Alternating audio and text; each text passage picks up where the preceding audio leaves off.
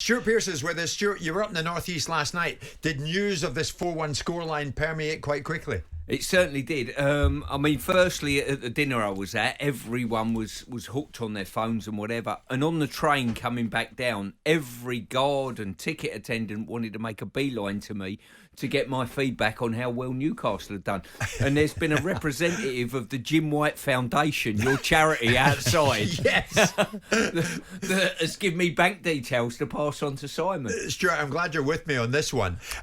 So Eddie Howe, obviously, understandably extremely happy at the end, but he says third doesn't mean much if they go on and lose a few days from now. It's a huge win for us, but I know it's a bit of a cliche, but it won't mean anything if we don't back it up on Monday night. And that's an incredibly difficult game, because after the high of today and what we've given in the match, we know we've got to repeat it. There's nothing's given to you in the Premier League. We know Leicester's qualities. So we have to be very calm, we have to recover well, and then we have to have the same focus and mentality we had today, because I thought our focus pre-game today at the training ground, very, very good. And the lads really stepped up and delivered. They sure did. Stuart, what's more impressive here, do you think? The consistency of performance or Newcastle's refusal, seemingly, to crack under pressure, despite becoming the hunted? For me, the consistency of performance, I think, at that football club. I've watched them, varying times over a season, and the intensity that they've pressed as a team, the intensity that they've counter-attacked, how they play out from the back, very economical. They don't overdo it at the back, but they play sensibly through the back lines to play through the midfield. How they've...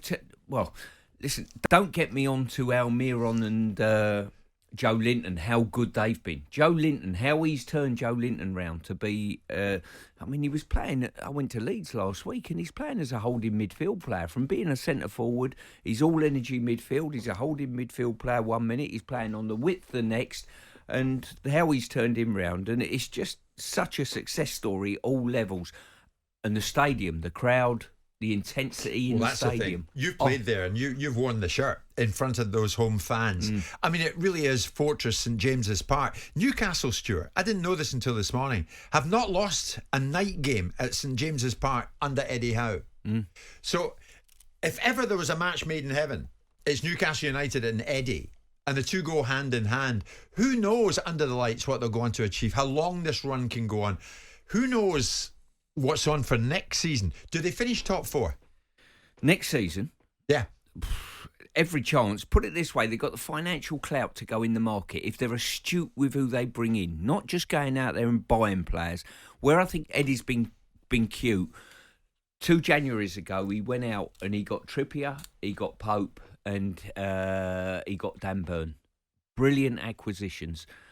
They get the ethos of the northeast of England, I think, those 3 players, especially Dan Burn, who's from that neck of the woods. Yeah. And they've sort of been the nucleus of the team to add to what they've got, and Bruno's come in to give them a bit of stardust and whatever. But if they bring more players into the football club, I tell you where the excitement will gain. And one of the guards on the thing, we can't wait for the Champions League draw, he said.